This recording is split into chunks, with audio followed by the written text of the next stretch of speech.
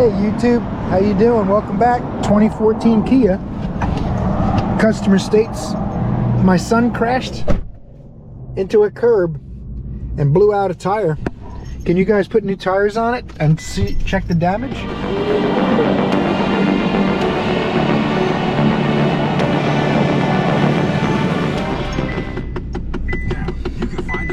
It's got a bad AC actuator.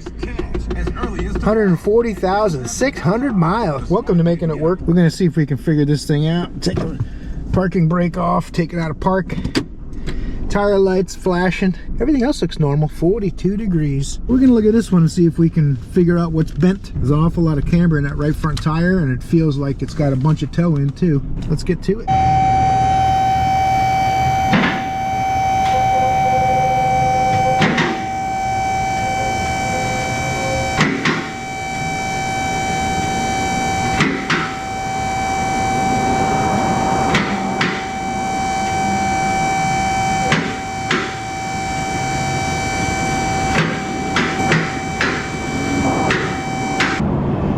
First thing to check for on a car that's been in any kind of a front end collision is the struts. That tends to be the soft spot. And so, oh yeah, that thing is bent. Can you guys see that in the video? So quick and easy on that one. Let's see the arms. Visibly nothing bent in those. Normally if the arm's bent, you'll see the ball joint bolts will be out of kilter, but they look about the same from left to right. If it is bent, it's very slight. A lot of times on these too, the cradle will shift.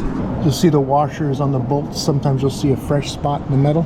Recommend both struts. Got 140,000 miles anyway. They do sell them one in a box, which means you don't have to change them in pairs. If you had to do it in pairs, it would come two in a box. Tire right end looks good. Comes with a pretty good bend in it to begin with, so it's kind of hard to see if it's bent more, but I don't think it is. It looks about the same. You can get a pretty good idea how bent that front wheel is in the right front. The front wheel would be in the front, wouldn't it? You can see the camber in that right front wheel. Pretty radical. And it's got about 5-6 degrees of toe in, I'd guess too by eye. It's bent hard. All right, the bent strut Kia. They approved 2 strut. Let's pull this thing around back and get that started. Let's do it. I have to say that anyone has the whisperers and stuff hanging, they're the kind of people that would leave the wheel lock out for you. That's super duper. Oh, look, that thing sits a little low. I think it's stock ride height, but I think that strut's bent so much it's sitting lower on that corner. Usually, oh, that makes me sad. Oh man, someone left the air hose down. Don't need it. I always try to take the lock off first and put it on last. It probably doesn't matter, but it makes me feel better. Uh-oh. Someone put these wheels on themselves on the side of the road when they crashed. Well, that's a bummer. Going to take this wheel off. Looks like it was driven without the wheel being tight. Yep, it's wallowed out the spare, so this spare wheel's no good. They must have driven it a while loose and then they tightened it the rest of the way. That's kind of a shame. They wanted to save it, put it back where the spare goes, but not without a note that says do not use on it. But I wanted to point out too for you guys, some of you younger guys or newer guys, anytime you do rotate tires, you know you got to look. Make sure the front and rear tires are the same size before you rotate them, and make sure there's no directional arrows or anything, especially if you're going to go left to right, because you don't want to put directional tires on the wrong side. I wasn't sure which size the strut nuts were, so the old Crescent adjustable to the rescue. Turns out they're like 15/16 or probably 24 millimeter. I guess something like that. Dang it. I gotta get an extension anyway, my socket won't fit in there. Hey, the sky!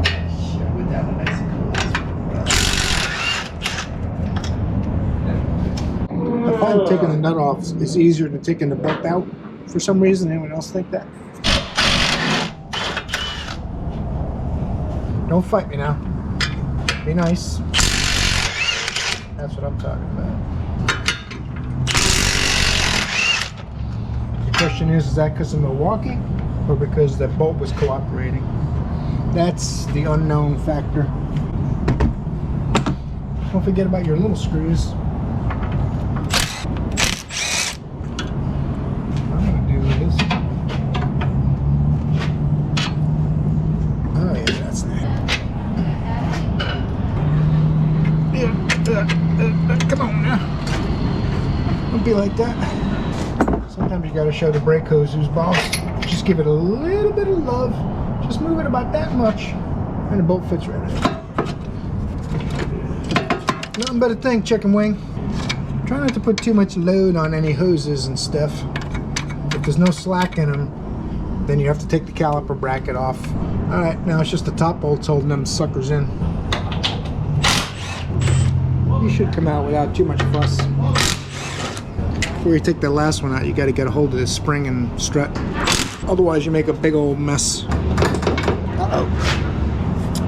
You know what I'm noticing? This isn't supposed to be like this. This is bowed up, and all of the studs are bent out. That means this was pushed up when they hit the curb. You guys see that? See how flat that side is? The studs are all facing straight up, parallel to each other. This side, not so much.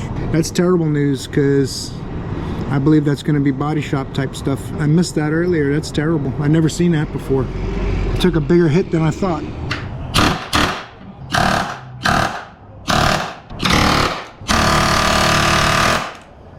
That's what I figured. It holds the car up, so it's pretty stiff. Bummer.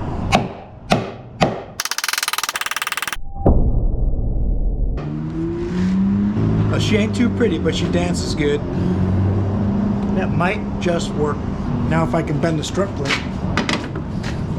See how bad that's bent? Not only that. Gotta show that some love. Or who's boss, depending on how much it cooperates.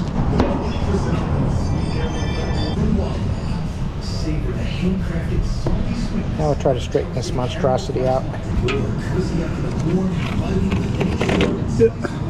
Yeah, it's going to be fun.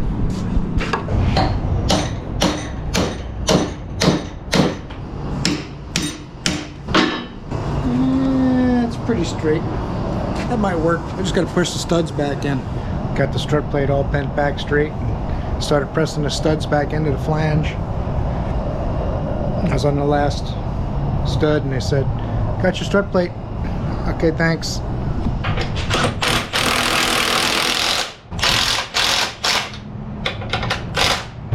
She said her son hit a curb, but I've never seen a curb cause the strut tower to come up. I'm gonna speculate that this car was airborne at some point and came down on the right front wheel, because the bump stop was also crushed and destroyed. So that's just, I've never seen that before. What do you guys think? Put in the comments below what you think happened to the strut tower. I got it pretty straight. I'm not gonna say it's 100% perfect, but when I get it on that alignment machine over there, then I gotta get, whoop. When I get it on the alignment machine, I'll have a better idea. That's what I'm trying to say.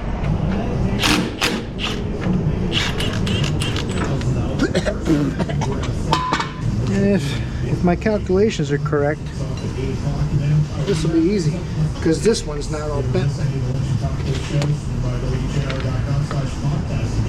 It's always best to put your face right in front of the spring.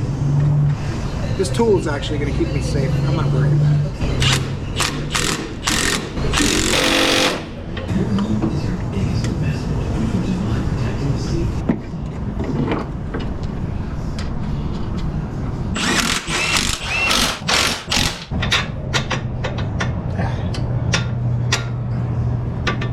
Oh my goodness gracious. I gotta say, I was on the old TikTok last night, put my brand on TikTok and Instagram, but my brain started to melt within about 30 seconds. I felt my IQ drop in half, so I quickly left those websites. Just a piece of advice. That's this week's dad advice.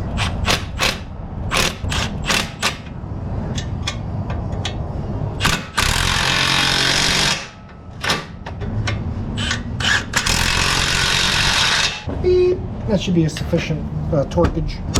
Might have to do a camber adjustment anyway on the ligament rack.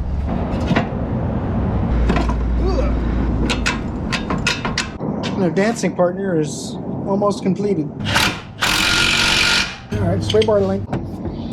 Once the sway bar linkages are linkaged, then the handling of the vehicle is immensely improved from left to right during cornering situations and such. All you got to do to find the hole is wiggle it around a little bit Next thing you know, it's in. Alright, I can honestly say that all we need now is 2 tires. I can get on the alignment rack. It's almost a shame to cover them pretty struts up with tires, but we got some pretty tires too, at least. I told the customer we should put the new tires in the back, but they want them in the front because that's where the tires blew up at. Whatever makes you happy, that's what I'm gonna do.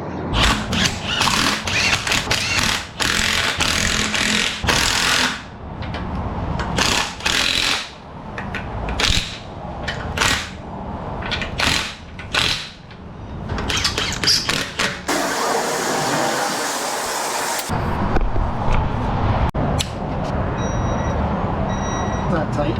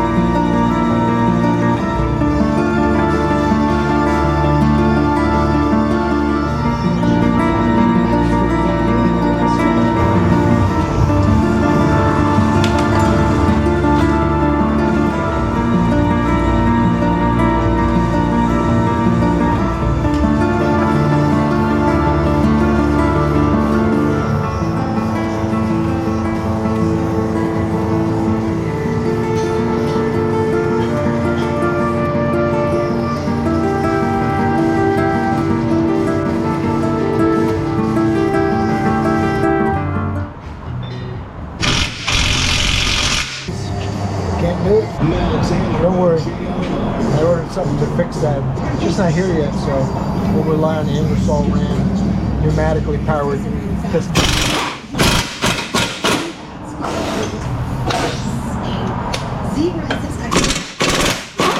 Right.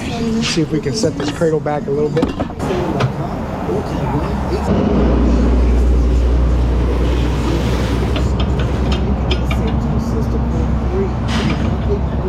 Starts as low as $29.95. You can get in touch with them at safeclutch.com or call 888-7. Deception, greed, and fortune. Listen to. Well, it's got a garage with it too.